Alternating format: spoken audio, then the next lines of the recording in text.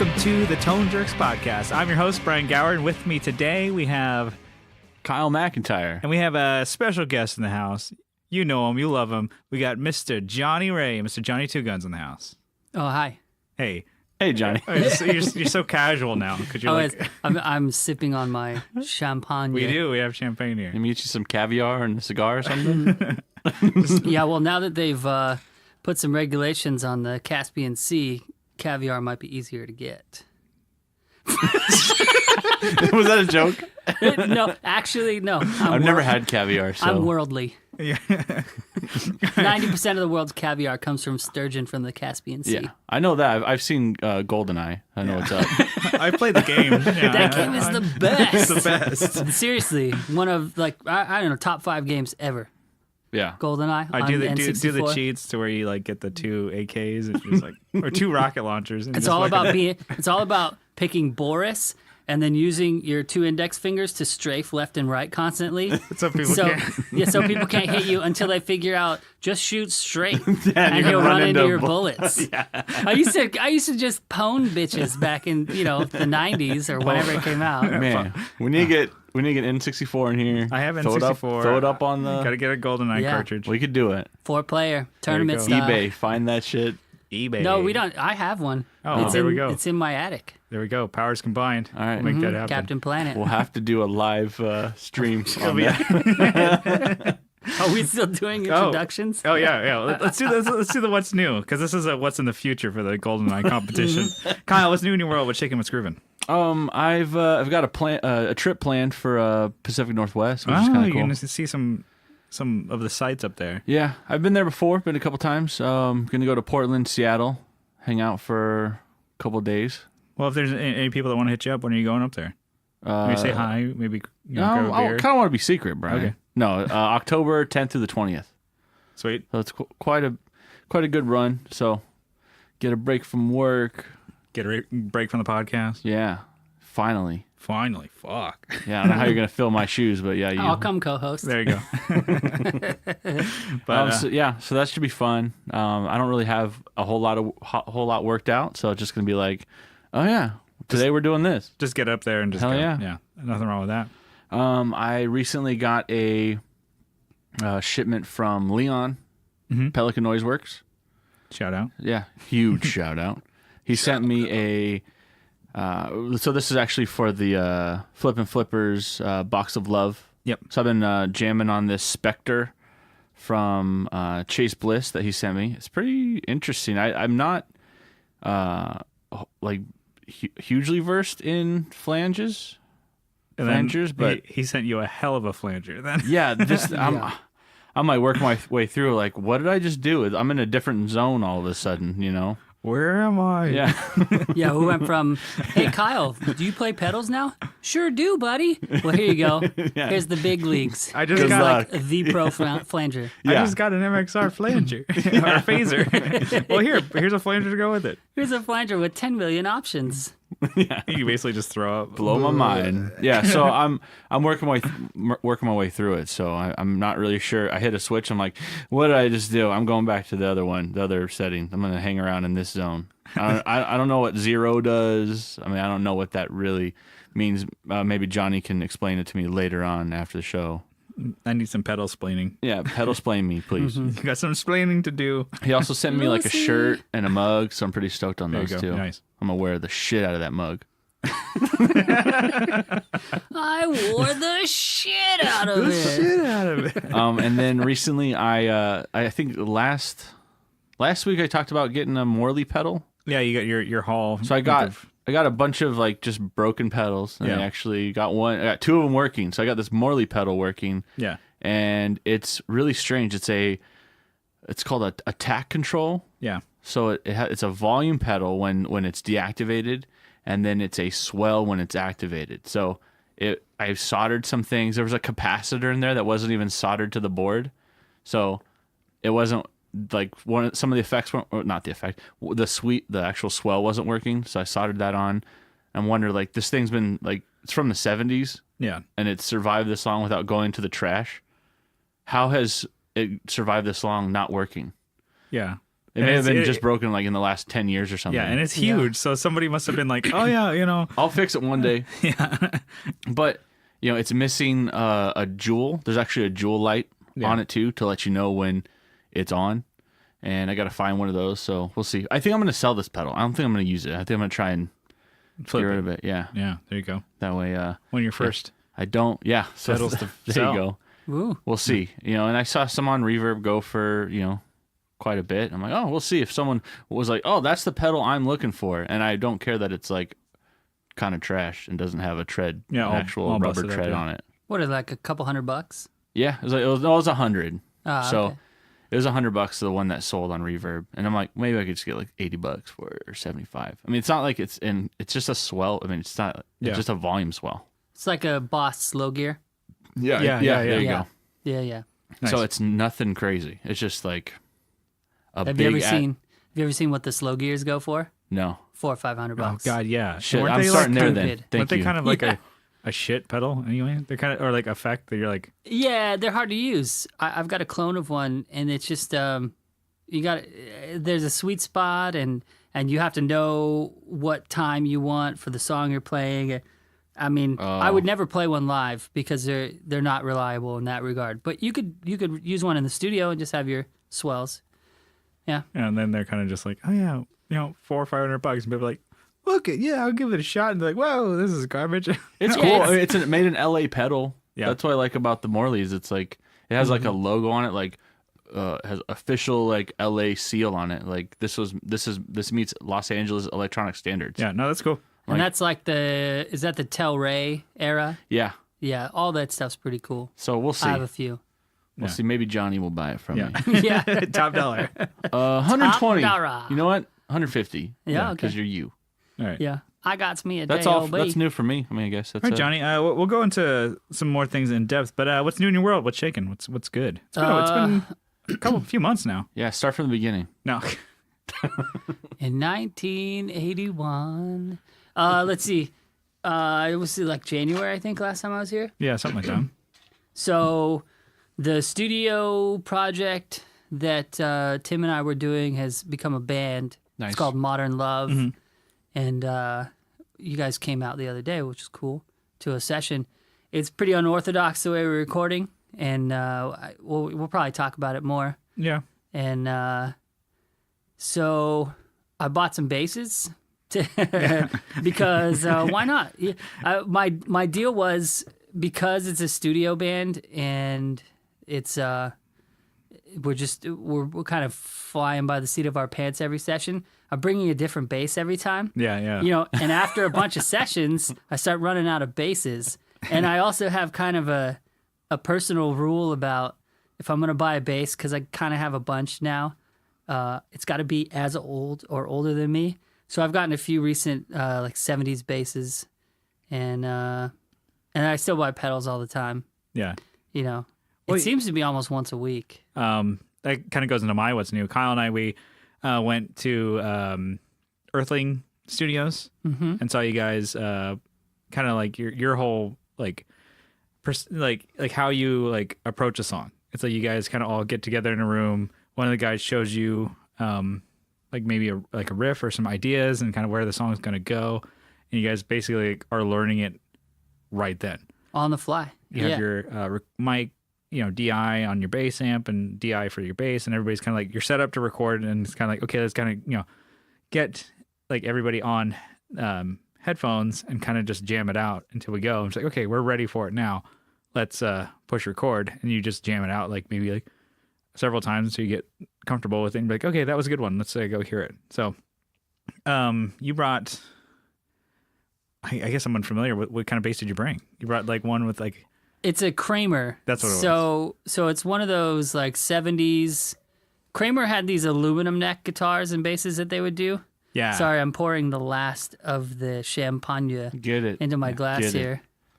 It's so that it doesn't roll out of the refrigerator and smash my foot like the other bottle. There you go. It's a Kramer aluminum neck.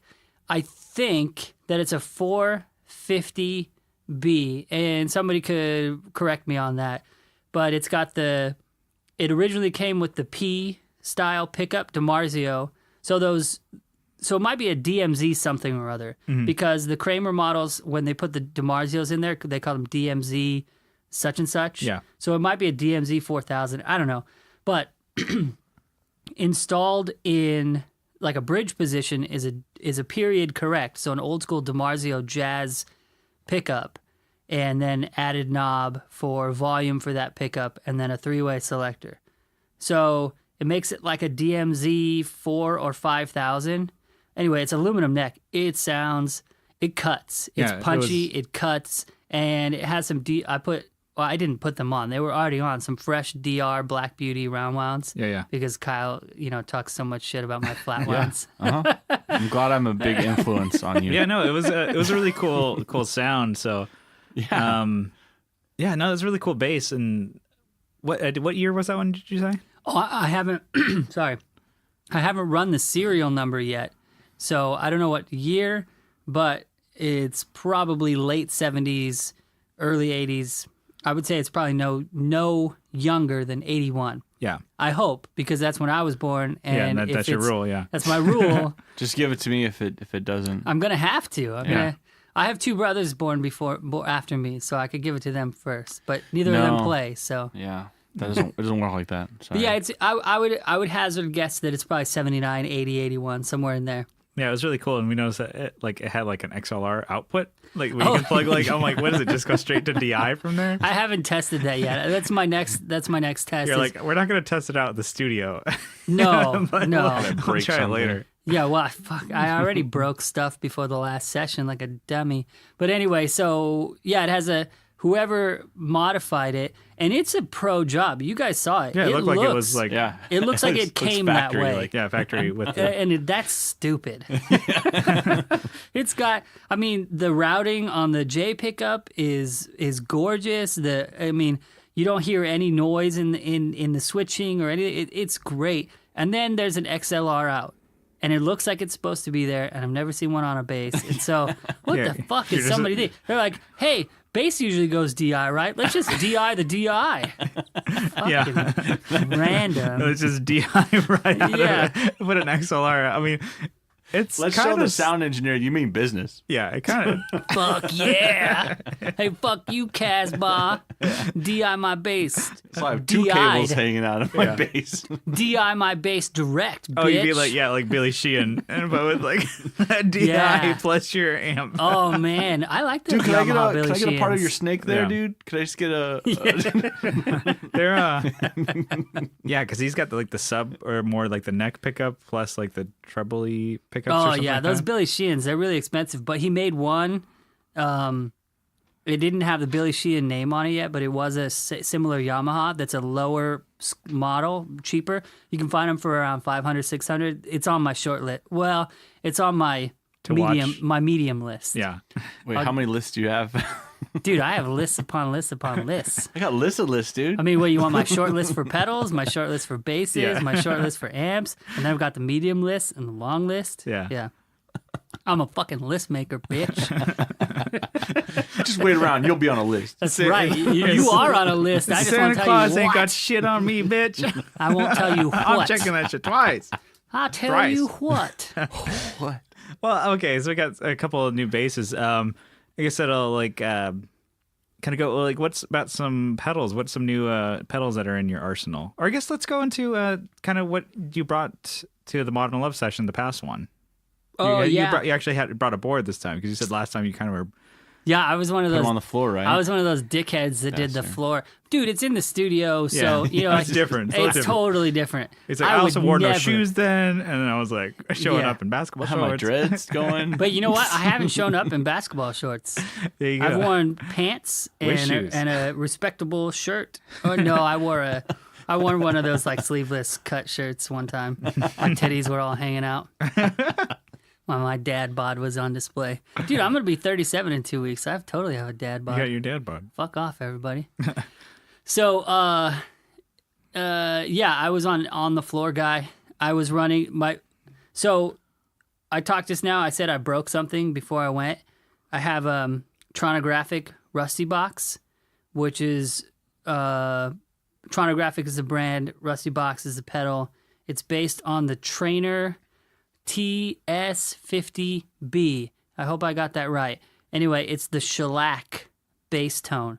Steve Albini, that whole 90s kind of gnarly, noisy, Jesus Lizard, shellac. Pretty sure Albini did a Nirvana record. So it's got that kind of tone. And this guy built the Rusty Box around that amp. And Trainer's a Canadian It's brand. like a preamp drive, right? Yeah, the box is a preamp. Yeah. Yeah. And it's got a line level out and then just a regular instrument out. What's the voltage on that? Wasn't it? Oh yeah, it's stupid. It's like 18 or something? No, Or- 30 volts. Oh my God. 30 volts and like okay, so You can start a car with 12, so yeah. It's got its own proprietary power, which is kind of a bummer and which is what I've heard people complain about. Like Juan Alderete, the Pedals and Effects Mars Volta bass player, he said he loves it, but he complained about the power because it's 100 milliamps in the little wall wart transformer. yeah. 30 volts. Yeah. What the fuck? It's Anyway. got to be something with like the headroom on it or something. Yeah. Yeah, we opened it up because so what happened was when I was building a board. I took a half day at work on Monday or Tuesday, and I drove to Mexico to the Guitar Center at the border. Not in Mexico, I was on the U.S. side, but there's a Guitar Center at the border, and I picked up a Nano Plus just because I was there, and it's because I was like, oh, I'm putting my pedals on the floor. I feel like a dick, and there was a little bit of a voice in the back of my head going, Kyle and Brian are coming today. They're going to talk so much shit if my pedals are on the fucking floor back in the bass room. I better just fucking just do it. I just, you know what? I'm just going to throw $75 at retail price for a Nano Plus at the Mexico Guitar Center. You're welcome, Pedal Train. You're welcome, Pedal Train. Yeah. Yeah. Full price. Yeah. I might return it. After this episode. I might buy one from Eric and then return it, Yeah. and then just get the, anyway. So, when I was putting it together, I went, well, there's extra space. So I was running the Rusty Box was my main bass into Rusty Box into the amp, which is a PV Mark IV. And then that's running into, do you guys remember, was it a GK or a, I think it was a GK. I think it's a GK 410. Yeah.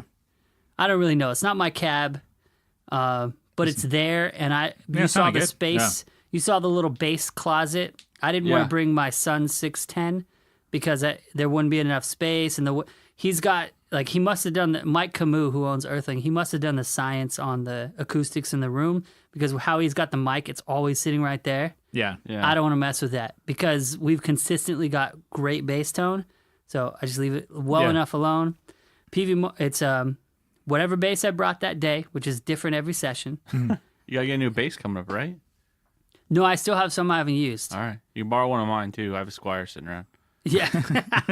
It's a 99, though, so. I've got a 79 Rick that I haven't used yet. So, may as well throw that in the mix. It's my most expensive bass that's the least played, which is dumb.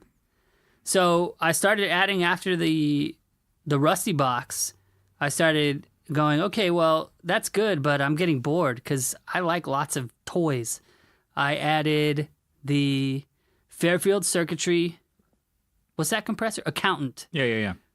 And if I was to endorse any pedal, I would endorse that pedal. Yeah. The Fairfield Circuitry Accountant is a brilliant, tiny micro box compressor. Yeah. It's great.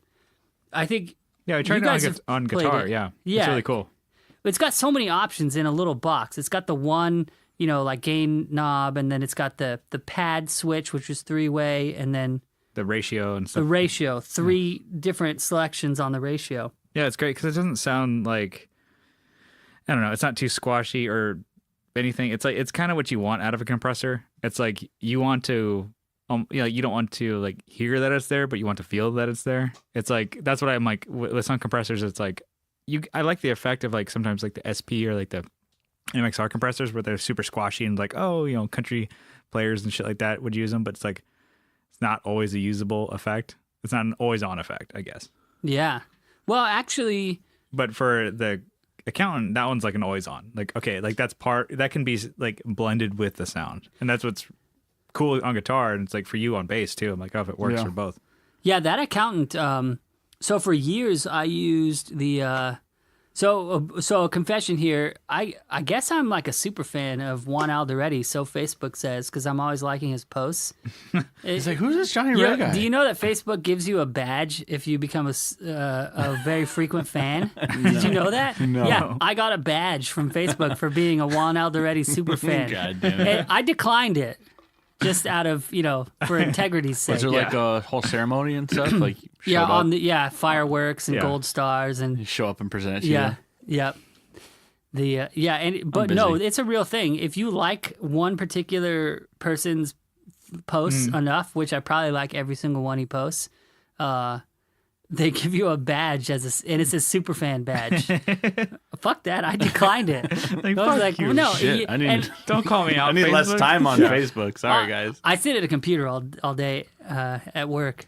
I declined it out of principle. Fuck this. Yeah. Self-respect. Yeah. Well, yeah, probably self-respect. Yeah, I got an innie wiener now, or a boner for him. So I guess that he loves that Boss CS2 compressor, the Japanese one from the 80s.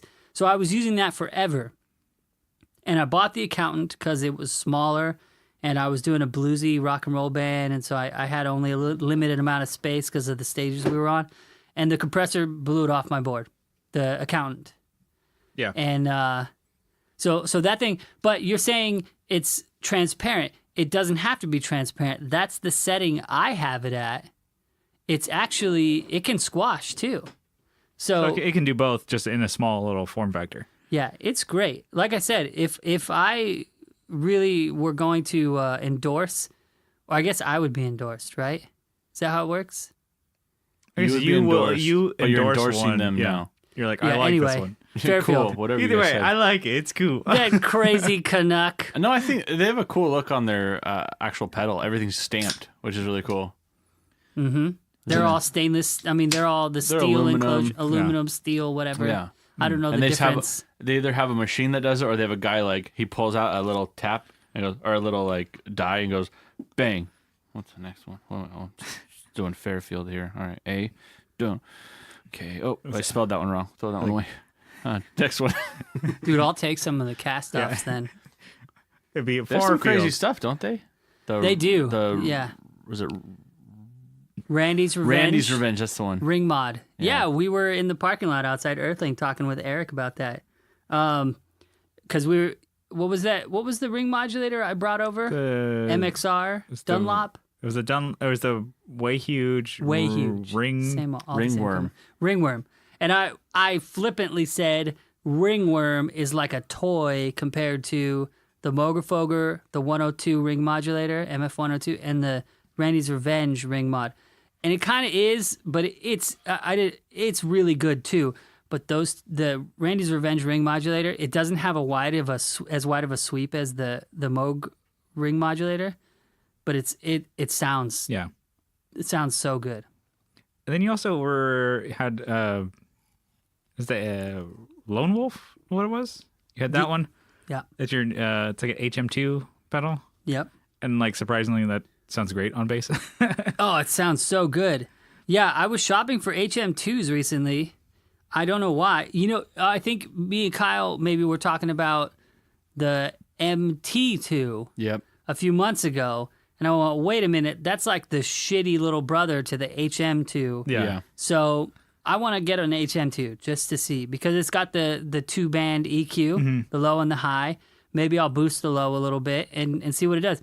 And when I was shopping, I found several clones, or they're not really clones. They're basically circuits that are based on the HM2. Yeah. I don't remember the other one. I think a Walrus, the red, is also an HM2 clone. This one was like this was like out of the United States, some other country that it came from. I don't know. But then the Lone Wolf Audio came up, the Left Hand Wrath is what it's called. Yeah. And I was able to get a guy to sell one to me for $150. Yeah. Which those things go for like $300. Do they? or like they go for like I think 250. Two something, like that. yeah. He had it listed for maybe 180. I think new is 300. Yeah. Oh, I know I go on tangents. It's the way my brain works. But so you guys are talking about, hey, what is it? Wiggle? Is there any movement? There's movement. Is there any movement? Okay, so I have all That's these. Michael Newman's thing. Wiggle room and you move around. Wiggle room. You guys know I have a bunch of certifications in neuro-linguistic programming. Oh, there you go. Yeah. So one of the things that I like to use when I negotiate is I say, would you be willing to, and then whatever. Yeah. Because it's Giving them permission to be able to move around on something. Would you be willing? And then when you do it in writing, it doesn't come across the same as when you do it in person, because in person you could point at somebody and you can do hand gestures and stuff. But would you be willing to accept and that $150 when it's at 180? 9 times out of 10, they are willing, and they'll go, yeah, sure, great, awesome. And I always reply back super positive, say, oh, thank you so much. I'm really excited about this pedal. Thank you so much for bringing the price down. I'm going to use this on a record. I usually say that, like, thanks for working with me on the price. Oh yeah. I usually say that. I often respond with, like, I'll send a link to a track that I recorded with the item too. Yeah. And then people are like, oh, That's overboard. okay. Yeah. That's overboard. But I usually just send him a lock of my beard. Oh yeah. I send him a lock of the crotch beard. Yeah. Okay, so after that one, you have you brought a DD3 to kind of make some noise, or which one was that? DD6. DD6. Oh shit. Okay. Okay, so my signal chain was the Hotone Hot One tuner, the little baby one, into the Fairfield circuitry accountant compressor. That went into the Lone Wolf Audio Left Hand Wrath. I had it on the no diode setting because it has silicone, no diode, and germanium. Yeah. Then that went into a DD6, Boss DD6.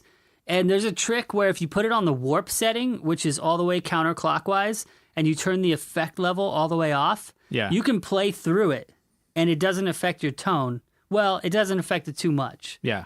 But I'm pretty sure it has an input buffer in there, and it's tracking what you're playing the whole time.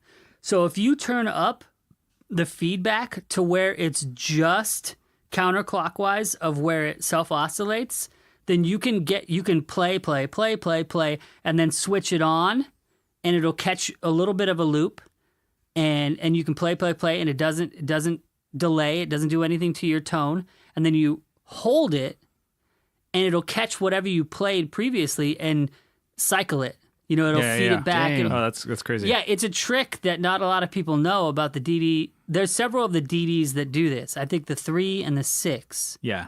And it's kind of a trick I learned from the Nick Reinhardt guy from Teramelos. Yeah. He uses a DD3 and he does hold. There's another setting called hold, and he'll hit it real quick, and it's like the Electro-Harmonics freeze. It'll capture whatever you played real quick, and it'll do a stuttery kind of glitchy version of what you played. But on the DD6, it has the warp setting, and so on the track that we recorded, I play the part, and then there's a little section where it was just drums and nothing else. Yeah, so I popped the DD6 on, and it took the last several notes that I was doing and sort of put them in like a weird feedback loop and did a little bit of overdrive on them. And just wow. And you had that going with the Fuzzrocious Moth. Yeah, that went into the Fuzzrocious Moth, and I had the Hex circuit on, and somehow I had it programmed to a specific note that went with that song on accident. One of those happy accidents. We have a lot of those in the studio, and so. It's a kind of a noisy band, and that fit perfectly. And when I listened back to the audio, it was, wow, how did I... That was just a super happy accident that sounds brilliant in that part. Yeah, it was cool. There's parts like where there's like breaks or whatever, and then like you and Eric are both doing noise parts, whereas maybe rhythm guitarist and drummer are going. It's like, oh, and then you come back in with the main riff. And it was pretty cool. It's pretty cool to watch you guys like figure it out. I really enjoyed it. like I heard, we heard the song like a million times there, all right? But I've listened to the actual track that you've given me, and I'm like, dang, I really like this song. I really do. It's good. I like it too. I like all the stuff we've done. You guys happen to have come into a session that for me was the most frustrating. Me and Mike Camus, who owns Earthling, and he's our drummer, we were really frustrated with that track. The song is a minute and 36 seconds long, I'm pretty sure. Yeah. And so the deal is the rhythm guitar guy, he comes in with a skeleton, and he shows it to us, and you guys saw this whole process. I wanted you guys to be there so you see the process, because to me it's fresh and new. It's not new, it's not fresh. Other people have done it, but it's not a regular way of doing it. Yeah. A lot of people come into the studio because they go, oh, we're burning money, burning time. They have their songs fleshed out. We don't. I mean, basically, Tim is like the Montechuan spacecraft with the Lilu Dallas arm, and then we fill in the flesh of the naked Mila Jovovich, which is beautiful, gorgeous, naked Lilu Dallas. Corbin Dallas. Yeah. Lilu Dallas multipass. That's us. That's what we do. Yeah, That's me. Yeah. Yeah. I am that beautiful redheaded naked woman. He's got clothes on today, everybody. But yeah, For now. so it's pretty cool process. And would you mind if we played a track? That'd be awesome. So you guys will hear that track right about now.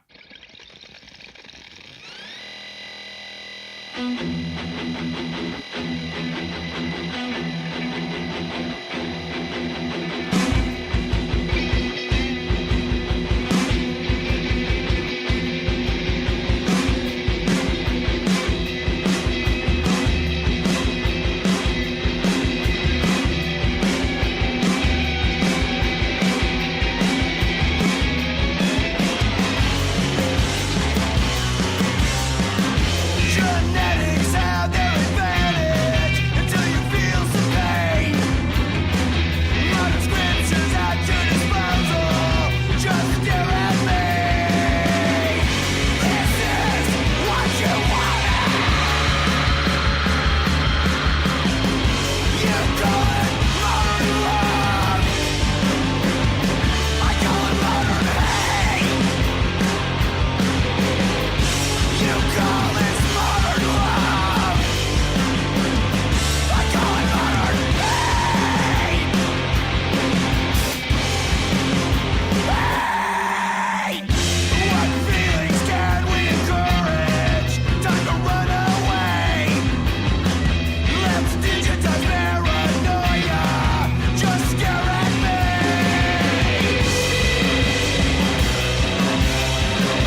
Tired eyes are always bleeding. There's blood on your cheek. Let's see who's still breathing until we fall asleep. This is what you wanted. This is what you wanted. You call it modern love. I call it modern hate. You call this modern love. I call it modern hate. You call this modern love. I call it modern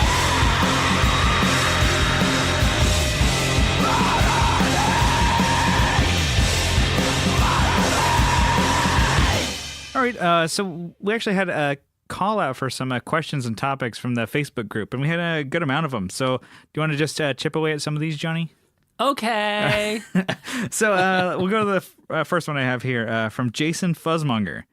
He has favorite traditional breakfast foods to eat when it's not breakfast time, and what beverages pair well with it. Who goes first? Guest goes The first. guest goes first. Okay. Well, these were technically for you, Yeah. but we're just going to chime Oh. in with our Wow. answers at the end. I feel special. Don't. Well, I didn't tell you what kind of special. My mom's French toast is some of the best French toast I've ever had. Yeah. So anytime, day or night. We usually only get to have it on Christmas Day. Mm-hmm. But that French toast is phenomenal. You could eat it for lunch or dinner. I could eat it for breakfast, lunch, dinner. I could eat it year round and not be tired of it. It's super eggy. I don't know. I mean, some people don't like eggs, but it is really eggy, and that's what the brilliance of it is. I love eggs, man. From my head down to my legs. My brother is a chef, and he was trained by a French master chef. So the kid is brilliant with food. Yeah. He can't even touch my mom's French toast. He's a Not like dummy. Mama makes, yeah. No, it's the one thing. My mom makes a couple good things, but that's the best is her French toast. Well, what are you drinking with it when you do? Let's see. What are we drinking? Wilson Creek almond sparkling wine made from wine. What does that say? Wine grapes with natural flavor added. So yeah, So some of that with maybe a splash of orange juice. yeah, like a mimosa. There you go. Yeah, brilliant. What about you, Kyle? I like your traditional shit. That's gonna be eggs, bacon, and then some type of bread. But I love hash browns. You like hash browns? I love hash browns. Cinnamon rolls. Yeah. But see that's something you can have any time of the day. Okay, I Could be got 4 in the morning. Just crack open I some gotta- of those. Coming off of a whiskey binge, you're like, you know what? I want some of these cinnamon rolls. I gotta tell you. So all right, my dad's birthday was on Sunday, Yeah. and he's kind of a no frills guy. So I ran over to Cinnabon real quick and bought a tray of fresh cinnamon rolls, and then came home and put a candle in it. We lit the candle, sang "Happy Birthday." I think his face was so lit up. Fucking like- cinnamon rolls as my birthday cake? Holy shit. Dude, can I turn 58 every year? Yeah. It's pretty sick, actually. Yeah. Oh, yeah, dude, I'm a good son. Damn good son. Yeah, so just a standard breakfast. What I would guess. you drink with that? So it's not technically breakfast. Yeah, it's not breakfast. Yeah, so But I think I'd still have to go with like an orange juice based beverage or like a breakfast beverage with a little bit of maybe you okay, hold on. So you go orange juice with some vodka or even maybe like an Irish coffee. get a screwdriver. You said you weren't going to do it. or Irish coffee. Irish. So What's an Irish coffee? just with Just whiskey. Oof. coffee and whiskey. I would. Let's see. What?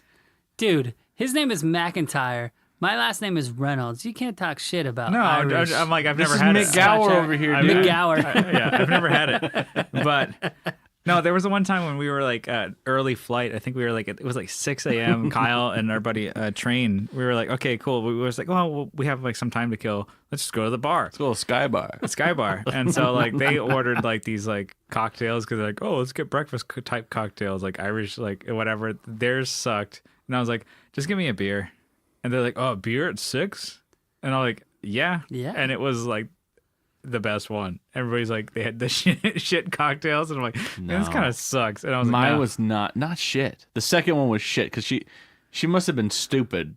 She made my first drink correctly, that- and then my second drink not even close to what I made. Anyway, so All right. enough about me, Brian. What would you eat with that Well, beer? okay. So I would- in fairness, it's Bailey's in Yes. coffee. Okay. Yeah. It's not just straight whiskey. It's But Bailey's. she still messed it up. It was Found not even some way close to what I. fuck it all up. Oh, It was that's still terrible. coffee, but it was not whiskey or anything in there. She may as well have just gone to the toilet and put some toilet water. She in your may glass. have. Just scoops She it might up. have. Yep. Like, oh, this one has been running a couple days. Let's just. Yeah.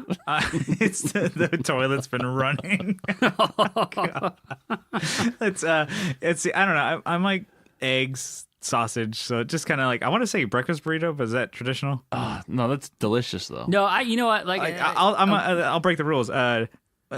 Breakfast burrito and then a beer. Boom, done. Man, I'm Breakfast envious. burrito. And a beer? Yeah. Oh man, Dude. that's like perfect. you know what? Any listener that is not from San Diego doesn't get that one though. Breakfast burrito? Breakfast Look burrito. it up. Like, seriously, if you're not from San Diego, you don't know a good breakfast burrito. A breakfast burrito, potatoes. Yeah. You know, home fries. Other Yeah. places. I did the air quotes so you can hear Yeah. it.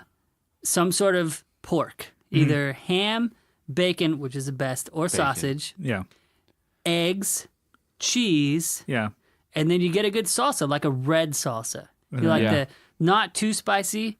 You could do little sour cream in smoky. there too. It'd be good. I don't do sour cream, What? but Sometimes you're it's you're good. allowed to. I'll. You gotta fill it up. This one is admissible in court. All right, let's move it on. We have way more questions to bang through. We have favorite Bill Murray movie. Oh, is the guest still first? Yeah, we'll go the same. What did I say? Oh yeah, Life Aquatic, Steve Zissou. Only because the one line, I don't care if people get offended. The one line Bill Murray says is Owen Wilson goes, "But she's pregnant," and Bill Murray says, "Bulldogs can get pregnant." Dang. I haven't seen it. He's in like every Wes Anderson movie, like ever. You watch the movie to see where Bill Murray is because he won't Pretty be in. much. He'll be like the last 30 minutes, and some of them you're like, "Where's Bill Murray?" And then you're like, "Oh, there he is." There he is. Groundhog Day is the second for me. Man, Groundhog So Day is so good. good. So good. And Annie McDowell was so hot. What about you, It's Kyle? true. There's so many good movies, but I'm probably gonna have to say Stripes Yeah, because I saw it recently. That's a good one. I just saw it recently. I'm gonna go with the one I saw recently, Ghostbusters. Oh yeah, Ghostbusters one. classic. It's still pretty good. It's like, oh, That's like not even fair. You can't even put that one in this. it's like, oh, yeah, You gotta pick another one. it's true. What's your second? This man has no dick. All right. This is one for all of us. So, if you could pick just one superpower, what would it be and why? Oh shit. Can I go last? Okay. I didn't think about this one. I didn't think about this either. All Do you have one, Brian, lined up? I would think flying would be really tight. That or like super speed, just be able to run places. Save so much on gas. Yeah, well, so all right, we're friends, so it would be like the Justice League Super Friends kind of deal. Yeah. So we could Yeah. you could fly and run fast. Yeah, either one. Fuck it, we're doing two. Okay. You get to Boom. pick. Yeah, there you go. You wake up in the morning, you go, I want to fly. I want to Tick run that fast. box Yeah. today. You can only do one every day. Or It's a Okay. reset. Okay. So mine would be super healing. Oh, Yeah, I That'd would I would heal, like Wolverine or one of those kind like of guys. Deadpool or something. Like Yeah. Deadpool, yeah. Yeah, because I mean, at that point, you're kind of indestructible. Yeah. And I do some fucked up You- stuff. you I get- would push the boundaries every day more than I already do. All right, Kyle. Well, like, the Tin Man wanted a brain, so I'd want to be really smart. You know? That is the lamest one. I want to be smart. Only stupid people want to be smart. Man, I don't really have a good one. I mean, there's so many things I want to do. You're like, I want to say super strength, but I'm already pretty strong. I'm already so- like fucking ripped. Oh, I'm pretty 20'7", 400 pounds, gonna fucking bench 3 of your mothers. That's a double dig because your mom was fat. Boom. Yeah. All right, let's move on to. I don't get one. That was a That's shit cool. segue. We're dumb. So Nicholas Gatlin, Yeah. new member to the group, said, "What? Gatling gun? What would a recommended guitar learning tool be for you? Guitar Pro, Justin Guitar, Rocksmith. Which of these outlets is trash, and which would you wish you had when you were learning? So back in the day, like it's been a while for all of us. So like Yeah. maybe like how we all learned. Like, is there anything that like could have been helpful like from now, like that we didn't have back then? For me, I'll just jump into it. Like Justin Guitar on YouTube. He has a website with tons of like great lessons, and it's all his lessons are on YouTube. They're all free. You can donate to him if you want. You can donate and get like, his jam along tracks, like the ones that are in the YouTube. And I'm like, but he just teaches you like about scales. He teaches you about theory. He teaches you licks. He teaches you like from the basics to like, I've been at guitar for a while now, and I was able to pick apart and like, okay, I kind of want to learn how to do like some bluesy rock, like lead licks. And I'm like, I don't know what I'm doing because I've been playing punk and pop punk for so long that I've never really had to like learn that. And just from watching his YouTube videos, I'm like, admittedly, like I was doing things so wrong for years. Like say for bends, I was using my fingers. I wasn't using my arm.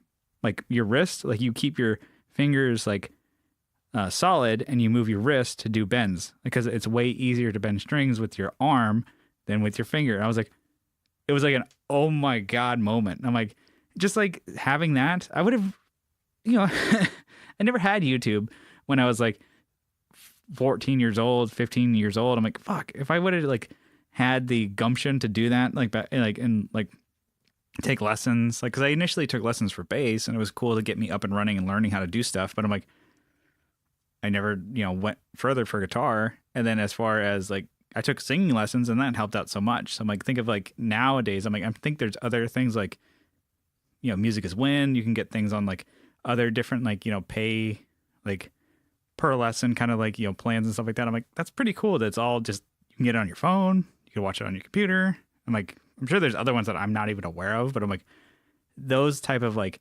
video lessons would have been great to have. Some of those are free. Like the barrier to entry is 0. Basically just have a computer with internet access. I'm like, I never had those back in the day. I'm like, I could imagine, like, I can't speak to Guitar Pro. I don't know what that is. Or Rocksmith is that video game, I think. Yeah, I think so. I I don't know anything about it. I posted a video on Facebook yesterday of these like Russian girls playing an Iron Maiden song. Yeah. I think, maybe. Mm-hmm. Yeah, an Iron Maiden. But maybe that was like a Guitar Hero or... Yeah, Rocksmith. I really don't know much about those, but Guitar Hero is basically like you have like 5 buttons and you hit the... But I think Rocksmith, you actually plug a guitar in. Oh, she was playing a regular guitar. Okay. Yeah. Dude, she was fucking killing it on this Iron Maiden song. Yeah. Painkiller. Mm-hmm. Yeah, it was... She was wailing on it, and her little sister had like one of those pool noodles, and she was pretending to be Rob Halford and singing into it. It's a good video. I think I really like Scott's bass lessons on YouTube. I subscribe, but I've never delved into the bass lessons. I just watch his fluff pieces on why you should play 5-string, why 5-string is stupid. Some of the like vloggy type videos. Yeah, I'm on the 5-string is stupid camp, but whatever. Yeah. All right. I like you now, actually. But we can be friends again. Yeah. But I think if I had something like that available to me, I might be further along and better at what I do now because I would have gotten a real quick, clean start. Everything I know and do, I learned and taught myself. yeah. Once the internet came around and I could watch some stuff, there was some... Like I ain't watching bass videos, dog. Well, I mean, there was Watching some other synthesis that happened there, but I mean, yeah. It was, and that's what I think of. Like, I feel like there's so much more information out there that's readily available. And I think that's what's really cool. Like all these things, if like you're going somewhere to like learn something, like if somebody's like willing to like put videos out there of like teaching theory, that's such a huge deal. Cause I'm like that, like, the kind of geekier side of music of like, this is what you do and this is your fifth. And I'm like, that is really important. And it's sometimes you can only really apply it when you're doing something with a band or writing something, but it's helpful to learn it. But to me, I'm like, it was the technique. Like, cause I've been playing like incorrectly for so long. I'm now trying like incorrectly in quotes, Yeah. And I'm like trying to I thought about that on the drive up. Sorry, I got to interrupt you. Yeah, I thought about it on the drive up. There isn't really a correct or incorrect, a right or wrong way to play an instrument unless it does damage to you physically. Yeah. Just play it however the fuck you want to play it. I mean, you put out the money to buy the instrument and put the strings on, et cetera, et cetera. Fucking play it however you want to play it. It's art. It's an expression of yourself. Just fucking do it. If you sound stupid, well, you sound stupid. You sound stupid, and that is subjective. But I don't know that there's a necessarily right or wrong way, other than if you're going to cause yourself physical pain, like carpal tunnel or repetitive stress, that's something you want to steer away from. Or if you're going to hurt the song or, Yeah, if you're gonna hurt the song, progression of someone else in the band, or or whatever. if you're going to be offensive and you're going to jeopardize the safe space, of course, Yeah. you have to take that into consideration. Yeah. But But I've never played, I've beat the fuck out of my basses over the years. I've taken my fist and I've pounded the body. I've grabbed the upper horn and the about at the nut, and I've bent it to where I thought I was going to snap the neck off, and to get different sounds and stuff. I've done the back and forth finger style like Geddy Lee, where I got one on my fingertip and then the next strum on my fingernail. Yeah. None of those are necessarily correct or incorrect. One thing that I can say though is that when you're doing the claw, it's like a claw thing you do on fretting hand. If you can line up your index and thumb, usually you're not going to do too much damage to your tendons in your left wrist. But other than that, fucking go crazy. Yeah, I think the idea of like seeking out techniques and just different, maybe even exercises, it'll open your mind. And like for me, some like exercises I was doing, I'm like, I never it's all shit that we've done. We all know our scales and and we've I've never thought of going from this note to that note. I'm like, what? I've probably have done it, but I would never naturally go there. But some of these riffs would be like, oh, jump to there. I'm like, it kind of opens your mind to do something else. Yeah, and for that reason, listen to music you don't like. Yeah. I mean, really, if you don't like it, learn it. And if you still don't like it, well, at least you have that. You have that in your milieu. You have that in your bag of tricks. It's always about the tricks. I think it's like for me, I'm like I can take a lot of out of these, lessons and or tools as like just learn your tricks and take the tricks that you want and throw them into your own technique and whatever. But yeah, it's like you said. I mean, do everything you want your way. Just make sure you don't hurt yourself while playing. Because there's you could do something fucked up and maybe bend your finger the wrong way or really learn a bad technique to I don't know what, carpal tunnel or something like that. Eventually, it's usually over years, repetitive stress injury. Yeah, and there's exercises you can do. There's musicians yoga where you can stretch your tendons and stuff. Chris Offold, who played in Deadly Birds with me, he had a degree in jazz composition from Berkeley, and he was showing me all these different exercises he would do with his wrists and his fingers and to keep himself limber before he played. So he counteracted some of those things, but he also had a brilliant technique, even though he had silly hair. I was about to say that. So is there anything else to say on that one? Kyle, did you have anything to... I mean, I just play what I play. I don't really... I would like to learn more stuff. Do you ever feel the need to seek out any of that? No, when I'm like, I want to learn something, I usually just jump on Xbox. It's all the learning. You're like, you know what? I wish I did not... Or you know what? Part of me wishes I did have that Xbox back when I was learning guitar, because that way I could be way better at Xbox. But other part glad I don't have that, because I would fucking suck more dick at guitar. Yeah, I'm not that good, just so you know, but I'm really good at Xbox. Whatever you got on Xbox, I'm good. Well, I think could be pulling way more noobs, dude. You just said it. You didn't want to suck dick at guitar. It's better to suck dick at guitar than to suck dick at sucking dick. I thought you had something to say there. All right, let's move on to Doug King, nicest guy on the internet. He had a couple of them, but I wanted to pull this one. He wanted to know, Johnny Ray, what is the favorite show that you have ever played in, or the favorite show that you've ever seen? Dang, that's a tough one. Favorite show I've ever played. I've played some really cool shows over the years. Because if you think about it, you gotta pick your one. What's your one favorite? Because I've been playing shows now. It'll be coming up on 20 years, probably soon. Man, we can give you a second. How about we'll slide in. Kyle, do you have a favorite show that you've seen or played? Played probably when we played with All Time Low. That was a lot of fun. That was pretty sick. It was sold out House of Blues show. Yeah, that was just dropping that in there. I've been to Riot Fest a long time ago, 4 years ago now. Uh-huh. Oh, so you're doing both? I'm doing both, yeah, okay. But really quick, so dropping them. The Riot Fest, the whole thing.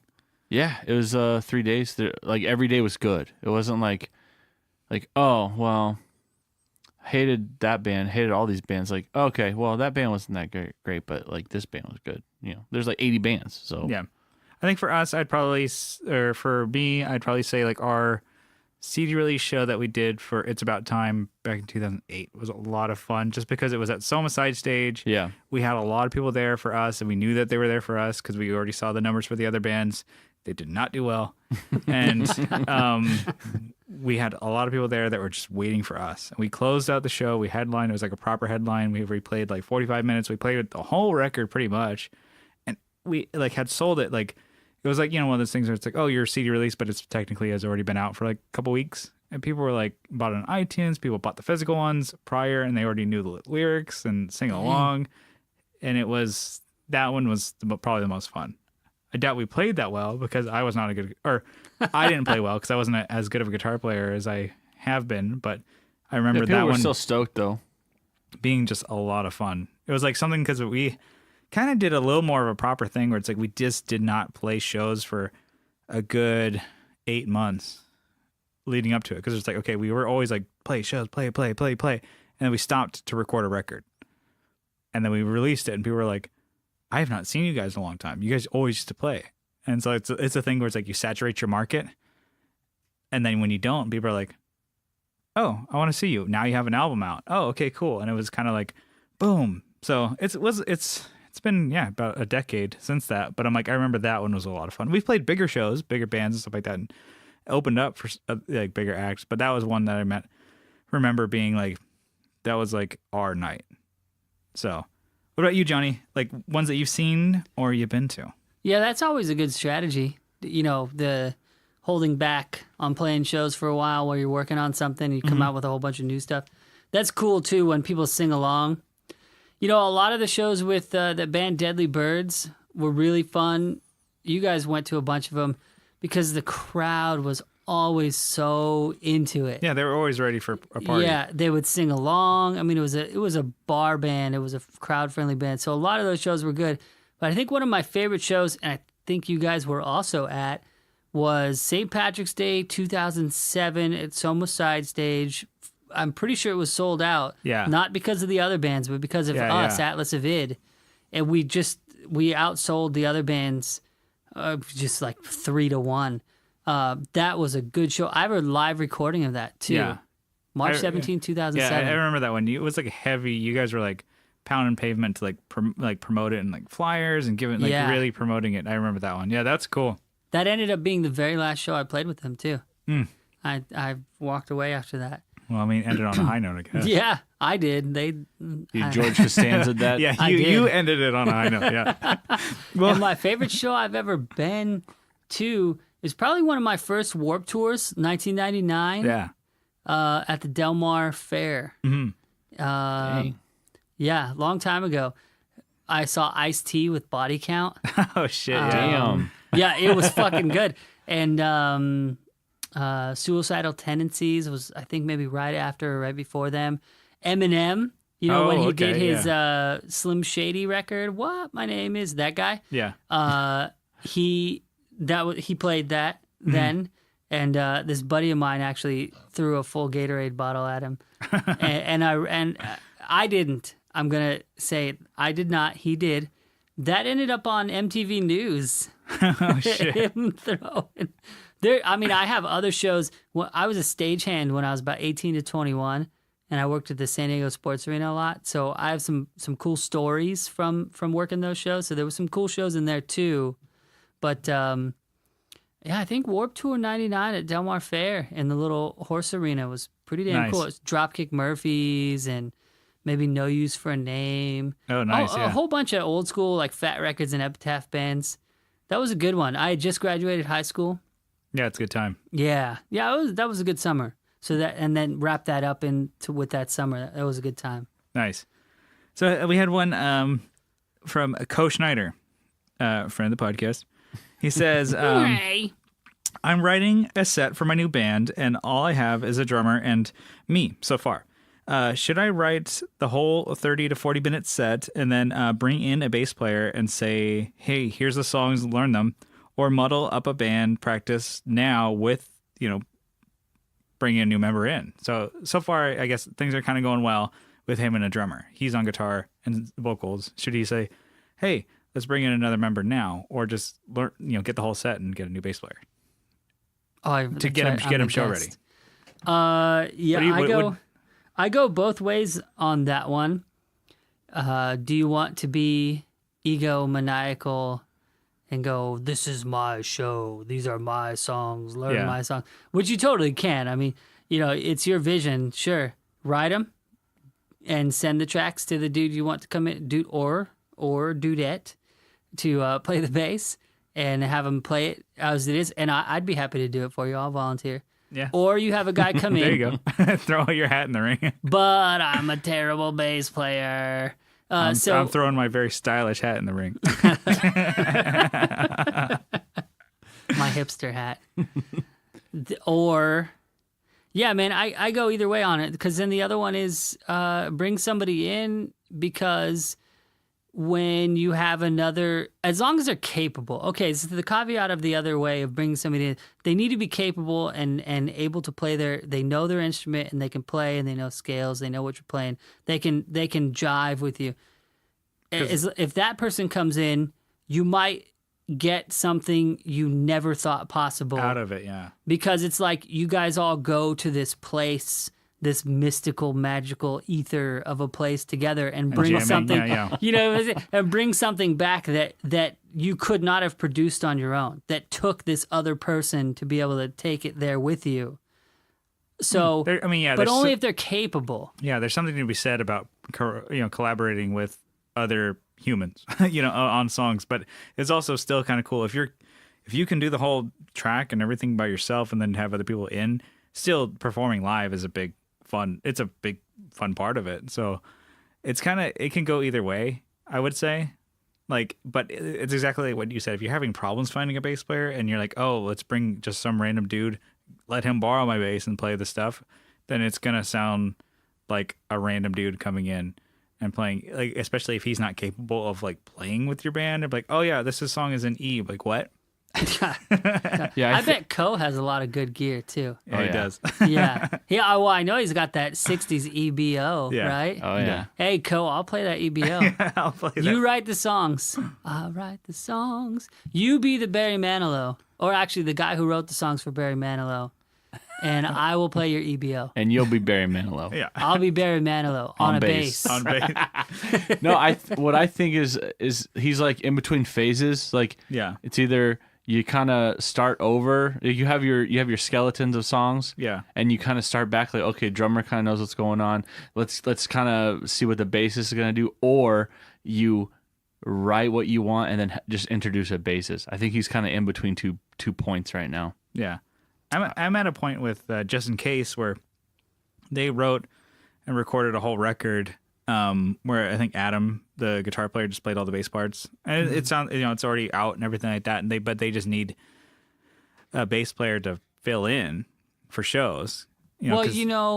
Okay, so now the other piece to this is you can one, meaning me, maybe some other people.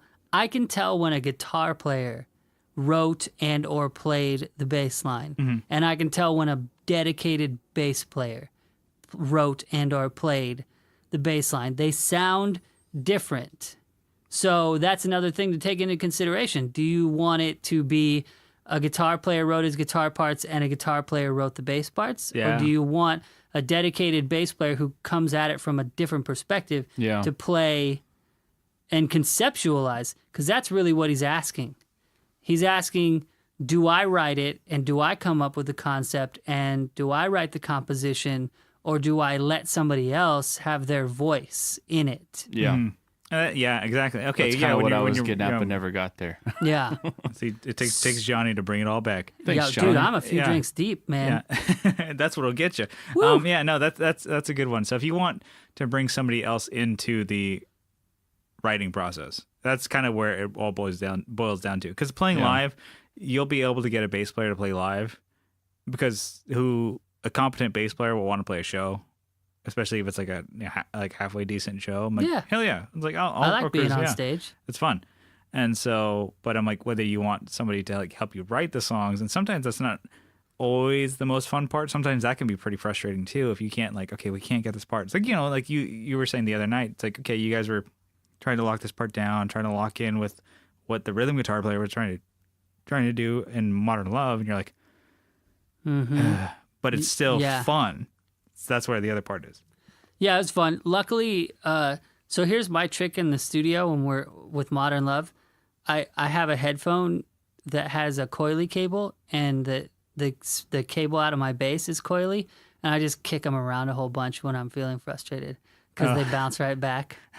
That's my trick. Coily cables, they bounce, and I can kind of whip them around so that when I get frustrated, I can just whip the coily cable and go, all right, cool, back to business. Yeah, back to playing again. Yeah. Give you I like don't know if you guys should I give you noticed like that. a squishy ball or something like Yeah.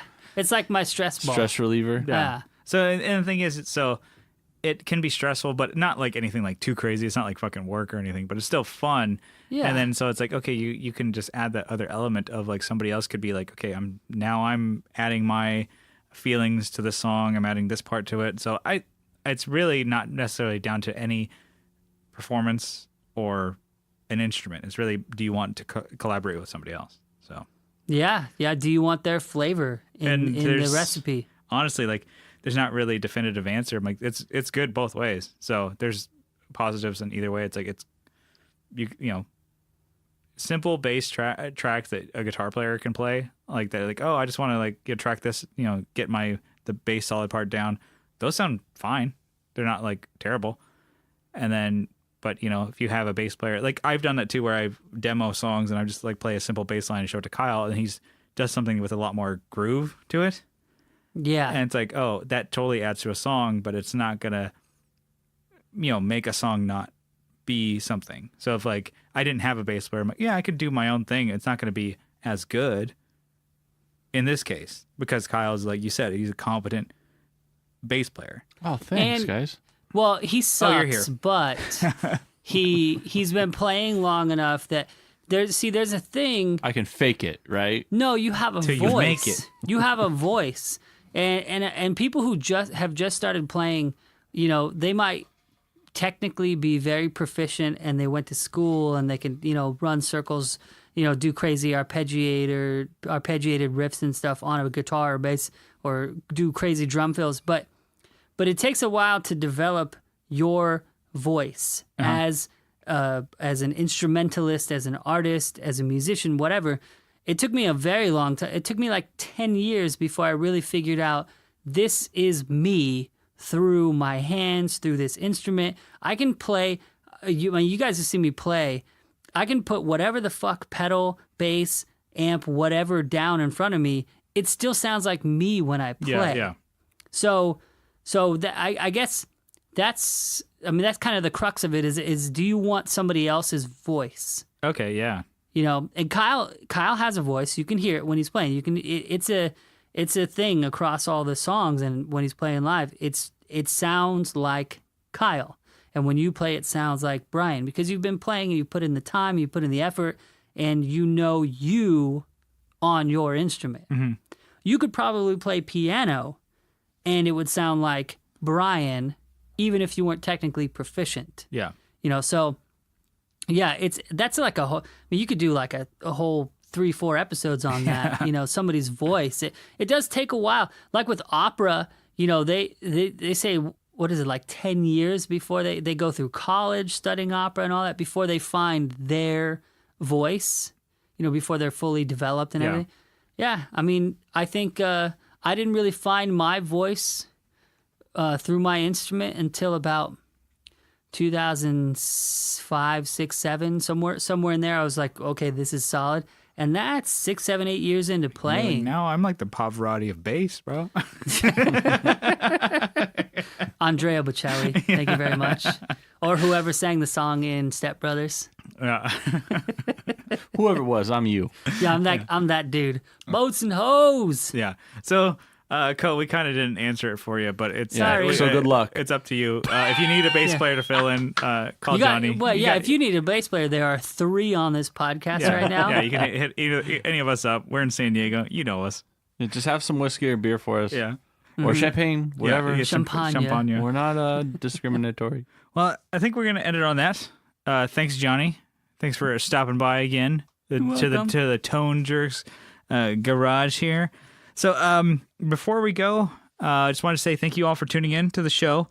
And if you guys like the show, you guys can leave a review on iTunes. You guys, hopefully 5 stars, but you guys can say what you want to say about the podcast. Leave us a review. And apparently you cannot say everything you want to say on those iTunes reviews because they will flag some of those. Wait, really? RJ Smith really let us have it and they blocked him. What? Yeah. Oh, really? Yeah. They let him leave his 5-star review, but not what he said. Yeah, he's Really? a lot of Oh, expletives. shit. So Yeah, so be careful. I wrote dumb stuff. Yeah, but but you- he I must give have you- gone I dark. gave you 2 reviews, though. like he went pretty Oh, bad, really? I think. One was written, one was just stars. Okay. But Mine was like 0 out of 10 stars, would not bang. yeah. But it was actually 5 stars. yeah, but his like a lot of 4-letter words, a lot of stuff like that. So like you cannot curse like apparently. So We should have, I'm interrupting again, making the podcast longer.